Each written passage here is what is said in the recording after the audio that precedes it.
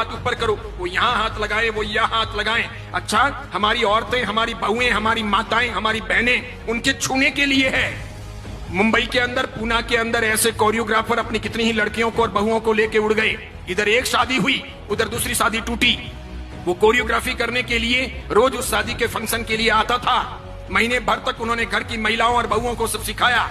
उसी के अंदर एक बहू के साथ प्यार हो गया। इधर शादी निपटी, सेकेंड डे सवेरे वो इस बहू को लेकर रफू चक्कर हो गया, शादी कर ली उसने। समझ रहे हो आप? ये चीजें होगी। साड़ियां भी खुद पहननी सीखनी चाहिए। कोई फैशन डिजाइनर हमें साड़ी पहनाने आए और वो मर्द हो, अच्छा, वो यहां तक हमें छुए और उसके साथ में हमारे घर का भाई हस्तमिलाप करेगा। सारा दिमाग खराब हुआ है क्या? क्या जरूरत है ऐसी? दादियों से पूछो, उनको किसी ने छुआ था क्या? मम्मियों से पूछो, किसी को छुआ था क्या? छूने दिया था क्या? अच्छी बहनों को कोल्हापुरी पहन के रखना चाहिए, तुरंत बाहर निकलना चाहिए, एक लगानी चाहिए, कम से कम 2 दांत तो बाहर आ जाने चाहिए। नहीं आते हो तो मुझे को, मैं सिखाऊंगा आपको कैसे दांत बाहर निकालने चाहिए। इसीलिए अब ये अट्ठाई, ये ओली, ये सिद्धि तप, ये पालितना की यात्रा, ये नव्वाणु, ये उपध्यान तप पहले बंद हो। वो करें जिनको ये सब ना करना हो, जिनको डांडिया खेलना हो, जिनको कोरियोग्राफर को यहां सब हाथ लगवाने हो, इस प्रकार के नाच करने हो। अभी मैंने कुछ वीडियो देखे हैं जिसमें 65 साल 70 साल के दादा और दादी डांस कर रहे हैं, 70 साल के, फिर 45 साल के पापा और मम्मी वो भी डांस कर रहे हैं। किसके लिए? बिटिया की शादी है उसके लिए। शोभा देता है।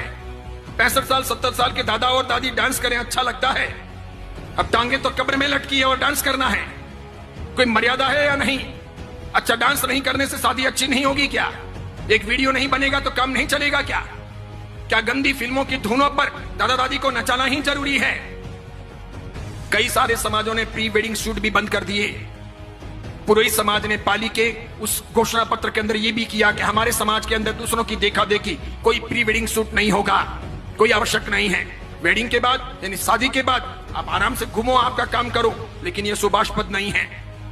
ये सब फिल्मों से, सीरियलों से आया है। क्या दिखाना है?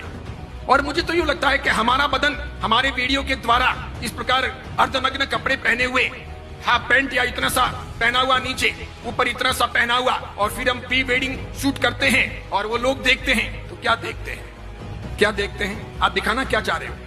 अच्छा, जो आपको दिखाना है वो आपके पति को दिखाना है कि दूसरों को दिखाना है? ये पति के लिए है कि दूसरों के लिए है? यानी आप एक सदाचारी मां बनना चाहती हो कि वेश्या रहना चाहती हो? करना क्या है? जाना कहां है? एम क्या है?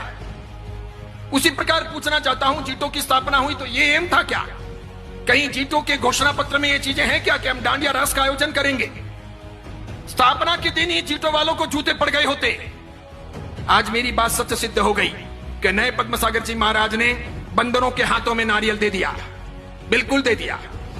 जीटो में कई लोग ऐसे भी हैं जो सदाचारी हैं, समझदार हैं, आचार संपन्न हैं, मुझे मिलते भी हैं, अन्य महाराज साहब को मिलते हैं। कई माताएं भी ऐसी हैं जिन्होंने अपनी व्यक्तिगत जिंदगी में ऐसा कुछ किया नहीं है, वे चाहते भी नहीं है, लेकिन अपने यहां पर यह समूह जो है मिलकर के माता फोड़ना, मेजोरिटी डेमोक्रेसी, मुझे ऐसा लगता है कि जैन समाज के कुएं में किसी ने भांग डाल दी है, सबको वही पानी सप्लाई हो रहा है, इसीलिए सामूहिक पागलपन सवार है।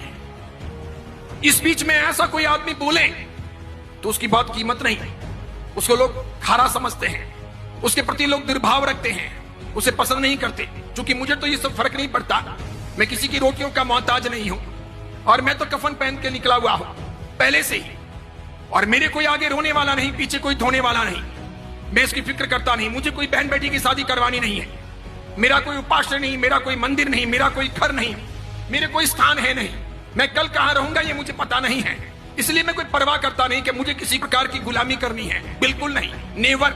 मैं तो सत्व के आधार पर जीने वाला आदमी हूं। जितने केस होने दें, जितने दुश्मन सामने आए आने दें, जिस मुकाम पर मौत होगी होगी, एक बार होगी, 2 बार थोड़ी होती है मौत, एक बार होगी। और किसी के सर्टिफिकेट से मुझे कोई स्वर्ग या मोक्ष थोड़ी मिलेगा, तो क्या फर्क पड़ता है कोई मेरे बारे में क्या बोलता है, कुछ भी कहे।